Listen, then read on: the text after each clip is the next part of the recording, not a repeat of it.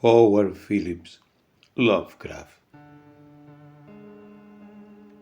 El pantano de la luna.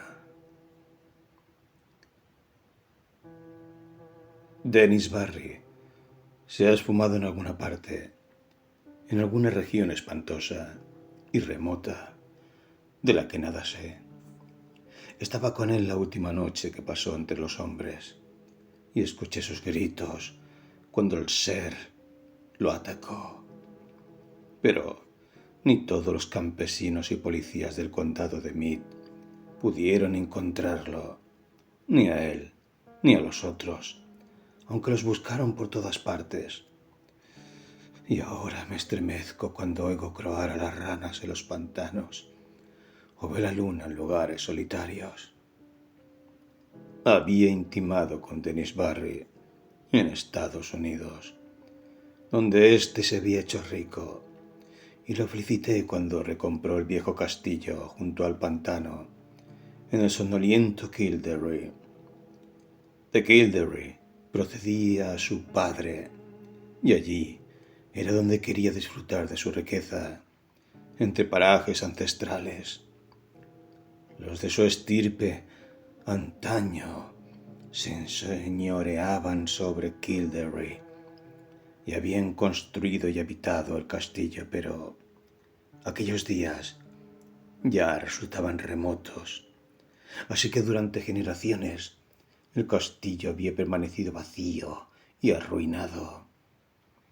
Tras volver a Irlanda, Barry me escribía a menudo, contándome cómo, mediante sus cuidados, el castillo gris veía alzarse una torre tras otra sobre sus restaurados muros, tal como se alzaban ya tantos siglos antes, y cómo los campesinos lo bendecían por devolver los antiguos días con su oro de ultramar.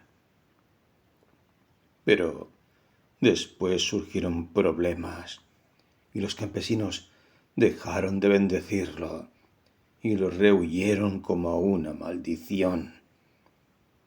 Entonces me envió una carta pidiéndome que lo visitase, ya que se había quedado solo en el castillo, sin nadie con quien hablar, fuera de los nuevos criados y peones contratados en el norte. La fuente de todos los problemas era la ciénaga, según me contó Barry la noche de mi llegada al castillo.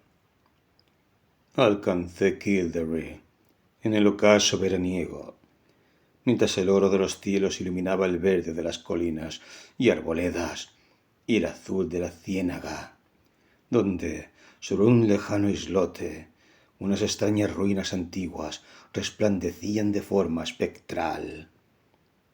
El crepúsculo resultaba verdaderamente grato, pero los campesinos de Ballylouth me habían puesto en guardia y decían que Kildare estaba maldita, por lo que casi me estremecía al ver los altos torreones dorados por el resplandor. El coche de Barry me había recogido en la estación de Ballylouth, ya que el tren no pasa por Kildare. Los aldeanos habían esquivado el coche y su conductor, que procedía del norte, pero a mí me habían susurrado cosas, empalideciendo al saber que iba a Kildare. Y esa noche, tras nuestro encuentro, Barry me contó por qué. Los campesinos habían abandonado Kildare porque Dennis Barry iba a desecar la gran ciénaga. A pesar de su gran amor por Irlanda, Estados Unidos no lo había dejado intacto y odiaba ver abandonada la amplia y hermosa extensión de la que podía extraer turba y desecar las tierras. Las leyendas y supersticiones de Kildare no lograron conmoverlo y se burló cuando los aldeanos primero rehusaron ayudarle y más tarde, viéndolo decidido, lo maldijeron marchándose a Ballylouth con sus escasas pertenencias. En su lugar contrató trabajadores del norte, y cuando los criados lo abandonaron, también los reemplazó. Pero Barry se encontraba solo entre forasteros, así que me pidió que lo visitara. Cuando supe qué temores habían expulsado a la gente de Kildare, me reí tanto como mi amigo, ya que tales miedos eran de la clase más indeterminada, estrafalaria y absurda. Tenían que ver con alguna absurda leyenda tocante a la ciénaga y con un espantoso espíritu guardián que habitaba las extrañas ruinas antiguas del lejano islote que divisara al ocaso. Cuentos de luces danzantes en la penumbra lunar y vientos helados que soplaban cuando la noche era cálida, de fantasmas blancos merodeando sobre las aguas y de una supuesta ciudad de piedra sumergida bajo la superficie pantanosa. Pero, descollando sobre todas esas locas fantasías, única en ser unánimemente repetida, estaba el que la maldición caería sobre quien osase tocar o drenar el inmenso pantano rojizo. Había secretos, decían los campesinos, que no debían desvelarse. Secretos que permanecían ocultos desde que la plaga exterminase a los hijos de Bartolan en los fabulosos años previos a la historia. En el libro de los invasores se cuenta que esos retoños de los griegos fueron todos enterrados en Talag, pero los viejos de Kildare hablan de una ciudad protegida por su diosa de la luna tutelar, así como de los montes boscosos que la ampararon cuando los hombres de Nemet llegaron de Escitia con sus 30 barcos. Tales eran los absurdos cuentos que habían conducido a los aldeanos al abandono de Kildare. Y al oírlos, no me resultó extraño que Dennis Barry no hubiera querido prestarles atención. Sentía, no obstante, gran interés por las antigüedades y estaba dispuesto a explorar a fondo el pantano en cuanto lo desecasen. Había ido con frecuencia a las ruinas blancas del islote, pero, aunque evidentemente muy antiguas, y su estilo guardaba muy poca relación con la mayoría de las ruinas irlandesas, se encontraba demasiado deteriorado para ofrecer una idea de su época de gloria. Ahora se estaba a punto de comenzar los trabajos de drenaje, y los trabajadores del norte pronto despojarían a la ciénaga prohibida del musgo verde y del brezo rojo, y aniquilarían los pequeños regatos sembrados de conchas y los tranquilos estanques azules bordeados de juncos. Me sentí muy somnoliento cuando Barry me hubo contado todo aquello, ya que el viaje durante el día había resultado fatigoso y mi anfitrión había estado hablando hasta bien entrada la noche. Un criado me condujo a mi alcoba, que se hallaba a la torre lejana, dominando la aldea y la llanura que había al pie del pantano, así como la propia ciénaga, por lo que, a la luz lunar, pude ver desde la ventana las silenciosas moradas abandonadas por los campesinos y que ahora alojaban a los trabajadores del norte. Y también columbré la iglesia parroquial con su antiguo capitel, y a lo lejos, en la ciénaga que parecía el acecho, las remotas ruinas antiguas, resplandeciendo de forma blanca y espectral sobre el islote.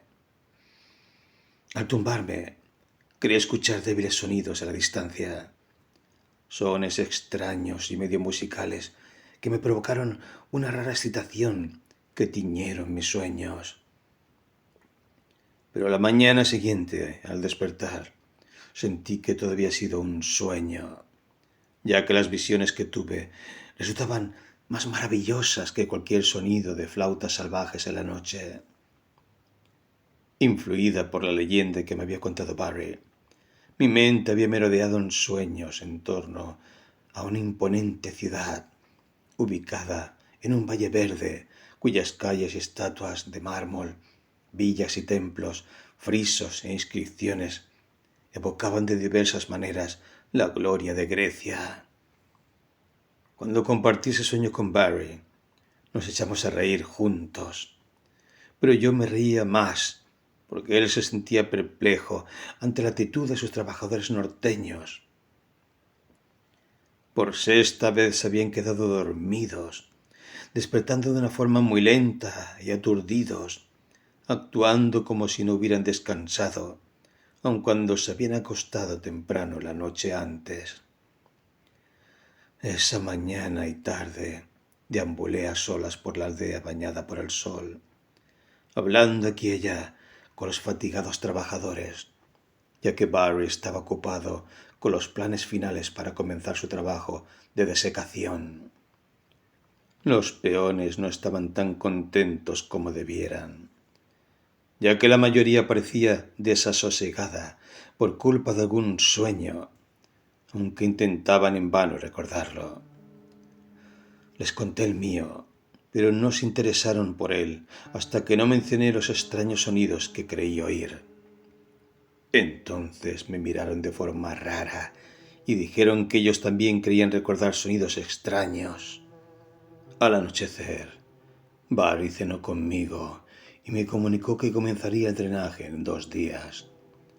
Me alegré, ya que aunque me disgustaba ver el musgo y el brezo y los pequeños regatos y lagos desaparecer, sentía un creciente deseo de posar los ojos sobre los arcaicos secretos que la prieta turba pudiera ocultar.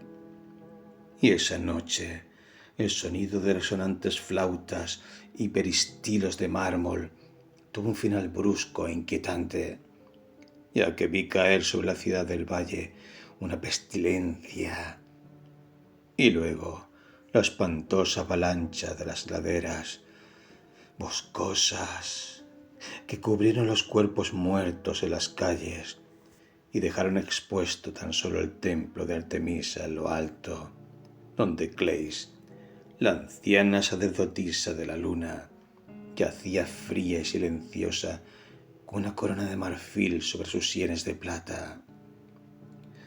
He dicho que desperté de repente y alarmado. Por un instante no fui capaz de determinar si me encontraba despierto o dormido, pero cuando vi sobre el suelo el helado resplandor lunar y los perfiles de una ventana gótica enrejada, decidí que debía estar despierto y en el castillo de Kildare.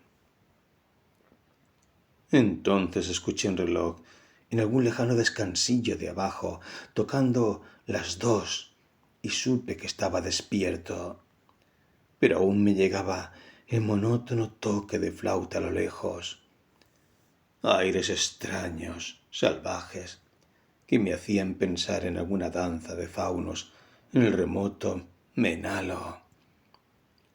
No me dejaba dormir y me levanté impaciente, recorriendo la estancia. Solo por casualidad llegué a la ventana norte y oteé la silenciosa aldea, así como la llanura al pie de la ciénaga. No quería mirar, ya que lo que deseaba era dormir, pero las flautas me atormentaban y tenía que hacer o mirar algo. ¿Cómo sospechar lo que estaba a punto de contemplar?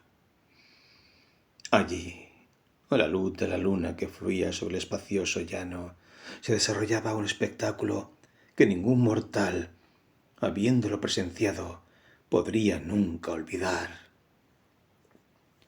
Al son de flautas de caña que despertaban ecos sobre la ciénaga, se deslizaba silenciosa y espeluznantemente una multitud entremezclada de oscilantes figuras, acometiendo una danza circular como las que los sicilianos debían ejecutar en honor a Deméter en los viejos días, bajo la luna de cosecha, junto a Ciane. La amplia llanura, la dorada luz lunar, las siluetas bailando entre las sombras y, ante todo, el estridente y monótono son de flautas producían un efecto que casi me paralizó, aunque a pesar de mi miedo noté que la mitad de aquellos danzarines incansables y maquinales eran los peones que yo había querido dormidos, mientras que la otra mitad Eran extraños seres blancos y aéreos, de naturaleza medio indeterminada, que sin embargo sugerían meditabundas y pálidas náyades de las amenazadas fuentes de la ciénaga. No sé cuánto estuve contemplando esa visión desde la ventana del solitario torreón, antes de derrumbarme bruscamente en un desmayo sin sueños, del que me sacó el sol de la mañana, ya alto. Mi primera intención al despertar fue comunicar a Denis Barry todos mis temores y observaciones, pero en cuanto vi el resplandor del sol a través de la enrejada ventana oriental, me convencí de que lo que creía haber visto no era algo real. Soy propenso a extrañas fantasías, aunque no lo bastante débil como para creérmelas, por lo que en esta ocasión me limité a preguntar a los peones que habían dormido hasta muy tarde y no recordaban nada de la noche anterior, salvo brumosos sueños de sones estridentes. Este asunto del espectral toque de flauta me atormentaba de veras, y me pregunté si los grillos de otoño habrían llegado antes de tiempo para fastidiar las noches y acosar las visiones de los hombres. Más tarde encontré a Barry en la librería, absorto en los planos para la gran faena que iba a acometer al día siguiente, y por primera vez sentí el roce del mismo miedo que había ahuyentado a los campesinos. Por alguna desconocida razón, sentía miedo ante la idea de turbar la antigua ciénaga y sus tenebrosos secretos. Imaginé terribles visiones yaciendo en la negrura bajo las insondables profundidades de la vieja turba. Me parecía locura que se sacase tales secretos a la luz y comencé a desear tener una excusa para abandonar el castillo y la aldea. Fui tan lejos como para mencionar de pasada el tema a Barry, pero no me atreví a proseguir cuando soltó una de sus resonantes risotadas. Así que guardé silencio cuando el sol se hundió llameante sobre las lejanas colinas y Kildare se cubrió de rojo y oro en medio de un resplandor semejante a un prodigio. Nunca sabré a ciencia cierta si los sucesos de esa noche fueron realidad o ilusión. En verdad trascienden a cualquier cosa que podamos suponer obra de la naturaleza o el universo, aunque no es posible dar una explicación natural a esas desapariciones que fueron conocidas tras su consumación. Me retiré temprano y lleno de temores, y durante largo tiempo me fue imposible conciliar el sueño en el extraordinario silencio de la noche. Estaba verdaderamente oscuro, ya que a pesar de que el cielo estaba despejado, la luna estaba casi en fase de nueva y no saldría hasta la madrugada.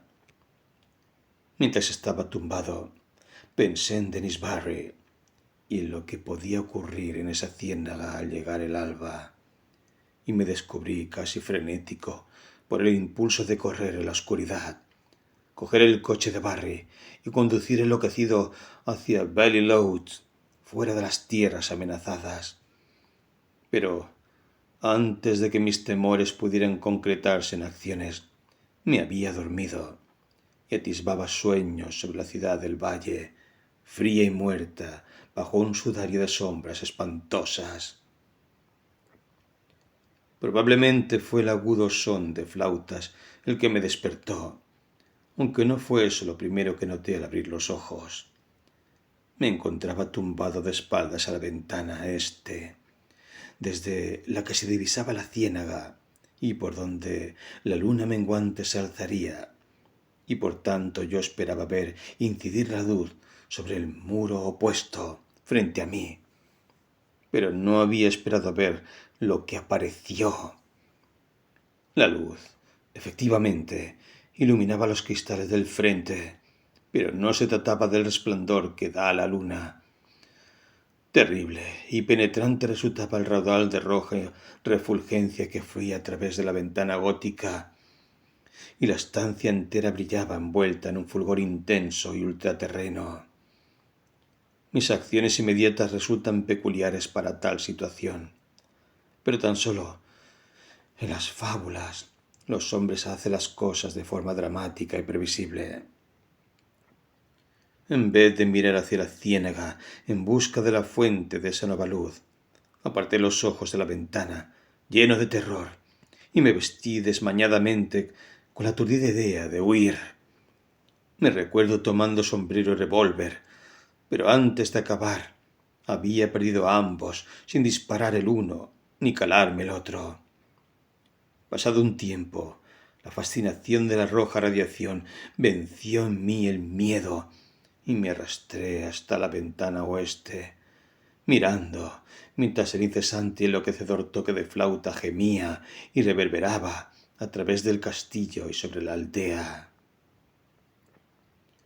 Sobre la ciénaga caía un diluvio de luz ardiente, escarlata y siniestra, que surgía de la extraña y arcaica ruina del lejano islote.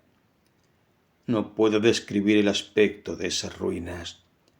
Debí estar loco, ya que parecía alzarse majestuosa y pletórica, espléndida y circuncidada de columnas, y el reflejo de llamas sobre el mármol de la construcción hendía el cielo como la cúspide de un templo en la cima de una montaña. Las flautas chirriaban y los tambores comenzaron a doblar. Y mientras yo observaba, lleno de espanto y terror, creí ver oscuras formas saltarinas que se silueteaban grotescamente contra esa visión de mármol y resplandores. El efecto resultaba titánico, completamente inimaginable, y podría haber estado mirando eternamente, de no ser que el sonido de flautas parecía crecer hacia la izquierda. Trémulo por un terror que se entremezclaba de forma extraña con el éxtasis, crucé la sala circular hacia la ventana norte, desde la que podía verse la aldea y el llano que se abría al pie de la ciénaga. Entonces mis ojos se desorbitaron ante un extraordinario prodigio aún más grande, como si no acabase de dar la espalda a una escena que desbordaba la naturaleza, ya que por la llanura espectralmente iluminada de rojo se desplazaba una procesión de seres con formas tales que no podían proceder sino de pesadillas. Medio deslizándose, medio flotando por los aires, los fantasmas de la ciénaga, ataviados de blanco, iban retirándose lentamente hacia las aguas tranquilas y las ruinas de la isla en fantásticas transformaciones que sugerían alguna danza ceremonial y antigua. Sus brazos ondeantes y traslúcidos, al son de los detestables toques de aquellas flautas invisibles, reclamaban con extraordinario ritmo a una multitud de tambaleantes trabajadores que les seguían perrunamente con pasos ciegos e involuntarios, trastabillando como arrastrados por una voluntad demoníaca, torpe pero irresistible. Cuando las náyades llegaban a la ciénaga sin desviarse, una nueva fila de rezagados zigzagueaba tropezando como borrachos, abandonando el castillo por alguna puerta apartada de mi ventana. Fueron dando tumbos de ciego por el patio y a través de la parte interpuesta de aldea y se unieron a la titubeante columna de peones en la llanura. A pesar de la altura, pude reconocerlos como los criados traídos del norte, ya que reconocí la silueta fea y gruesa del cocinero, cuyo absurdo aspecto ahora resultaba sumamente trágico. Las flautas sonaban de forma horrible y volví a escuchar el batir de tambores procedente de las ruinas de la isla. Entonces, silenciosa y graciosamente, las náyades llegaron al agua y se fundieron una tras otra con la antigua ciénaga, mientras la línea de seguidores, sin medir sus pasos, chapoteaba desmañadamente tras ellas para acabar desapareciendo en un leve remolino de insalubres burbujas que apenas pude distinguir en la luz escarlata. Y mientras el último y patético rezagado, el obeso cocinero, desaparecía pesadamente de la vista en el sombrío estanque, las flautas y tambores se enmudecieron y los cegadores rayos de las ruinas se esfumaron al instante, dejando la aldea de la maldición desolada y solitaria bajo los tenues rayos de una luna recién acabada de salir. Mi estado era ahora el de un indescriptible caos. No sabiendo si estaba loco o cuerdo, dormido o despierto, me salvé, solo merced a un piadoso embotamiento. Creo haber hecho cosas tan ridículas como rezar a Artemisa, Latona, Deméter, Perséfona y Plutón. Todo cuando podía recordar de mis días de estudios clásicos de juventud me acudió a los labios, mientras los horrores de la situación despertaban mis supersticiones más arraigadas. Sentía que había presenciado la muerte de toda una aldea y sabía que estaba a solas en el castillo con Dennis Barry, cuya audacia había desatado la maldición. Al pensar en él, me acometieron nuevos terrores y me desplomé en el suelo, no inconsciente, pero sí físicamente incapacitado. Entonces sentí el helado soplo desde la ventana este, por donde se había alzado la luna, y comencé a escuchar los gritos en el castillo, abajo. Pronto, tales gritos habían alcanzado una magnitud y cualidad que no quiero transcribir, y que me hacen enfermar al recordarlos. Todo cuanto puedo decir es que provenían de algo que yo conocí como amigo mío. En cierto instante, durante ese período estremecedor, el viento frío y los gritos debieron hacerme levantar, ya que mi siguiente impresión es la de una enloquecida carrera por la estancia y a través de corredores negros como la tinta, y fuera, cruzando el patio para sumergirme en la espantosa noche. Al alba me descubrieron errando, trastornado, cerca de Ballylouth, pero lo que me enloqueció por completo no fue ninguno de los terrores vistos u oídos antes. Lo que yo musitaba cuando volví lentamente de las sombras eran un par de incidentes acaecidos durante mi huida, incidentes de poca monta, pero que me recomen sin cesar cuando estoy solo en ciertos lugares pantanosos o a la luz de la luna. Mientras huía de ese castillo maldito por el borde de la ciénaga, escuché un nuevo sonido, algo común, aunque no lo había oído antes en Kildare. Las aguas estancadas, últimamente bastante despobladas de vida animal, ahora hervían de enormes ranas viscosas que croaban aguda e incesantemente en tonos que desentonaban de forma extraña con su tamaño. Relucían verdes e hinchadas bajo los rayos de luna y parecían contemplar fijamente la fuente de luz. Yo seguí la mirada de una rana muy gorda y fea y vi la segunda de las cosas que me hizo perder el tino.